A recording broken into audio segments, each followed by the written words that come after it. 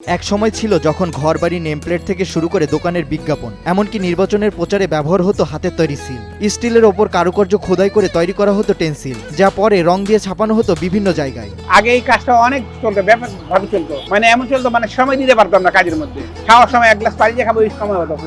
এখন কাজের এখন ডিজিটাল বাইর হয়ে, তারপর স্ক্রিন বাইর হয়ে, তারপর এই ডিজিটাল, তারপর ব্যানার, আর্ট এসব বাইর হয়ে আমাদের কাজটা একদম হালকা হয়ে গেছে। সেই কারণে কাজটা একদম স্লো। ডিজিটালে এতে প্রচুর টাকা লাগে, ব্যানার বানাইতে প্রচুর টাকা লাগে, আর আমাদের একটা কর্মা বানাইলে, একটা দায়িত্ব বানাইলে আমাদের অল্প মধ্যে হয়ে যায়। সেই জন্য আমাদের এই কাজটা খুবই নিখুঁত এবং একে একটু সময় লাগে, কিন্তু কাজটা অনেক খুব অল্প পয়সার মধ্যে অল্প পুঁজিতে হয়ে যায়। প্রচারের জন্য অনেকজনে বানায়, যেমন এক নম্বর ময়দা, 1 নম্বর সুজি, 1 নম্বর চাউল এসব দেয় না বস্তায়, এই আমাদের এখান থেকে বানায় নিয়ে যায়। কারণ এটি ধরেন সহজের জন্য এখন স্ক্রিনের মধ্যে চলে গেছে কালারিং করবার জন্য। তা আমাদের তো 1 কালারও করা যায়, 2 কালারও করা যায়, 3 কালারও করা যায়। কিন্তু কালের বিবর্তনে ডিজিটাল প্রযুক্তির অগ্রগতির কারণে হারিয়ে যেতে বসেছে এই ঐতিহ্যবাহী শিল্প।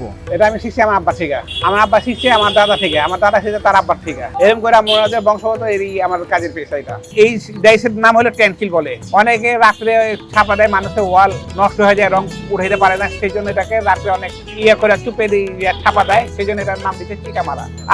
আগে ইলেকশনে অনেক কাজ হইতো, অমুক মার্কা ভোট দিন, অমুক মার্কা ভোট দিন, অমুকে ভোট দিন, এসব লেখা হইতো। একসময় এ পেশায় বহু মানুষ জড়িত থাকলেও এখন হাতে গোনা কয়েকজন টিকে আছে। কেউ 3 পুরুষ, আবার কেউ 4 পুরুষ ধরে আঁকড়ে ধরে আছে এই পেশাকে। না, আমার পরে আর কেউ করবে না, আমার ছেলেও করবে না। আমি যতটুকু আছি করবো, পরে একসময় টিনের বাড়ির ছাদে দেখা যেত টেনসিলের নকশা, ছিল নানান ধরনের কারুকাজ, কিন্তু এখন এই সংস্কৃতি বিলুপ্তের পথে। আরো ছোট করা যায়, এইটুকু সাইজ করা যায়। এই যে সিংহ আছে, তারপরে যে হাতি বানাইছি, যদি ওয়ালে মারতে পারেন ওয়ালে লাগায় ডলা মারবেন, কাপড়ে রাখলে কাপড়ে ডলা মারবেন, পলিথিনে রাখলে খালি একটা দাগ টান দিলে হয়ে যায়। সময় বদলাই, প্রযুক্তি হারিয়ে যায়, কিন্তু সময়ের সাথে সাথে হারিয়ে যায় কিছু ঐতিহ্য। হাতে খোদাই করা এই শিল্প কি আদৌ টিকে থাকবে, তা নিয়ে রয়েছে সংশয়। নাজমুস সাকিব, নিউজ 24, ঢাকা।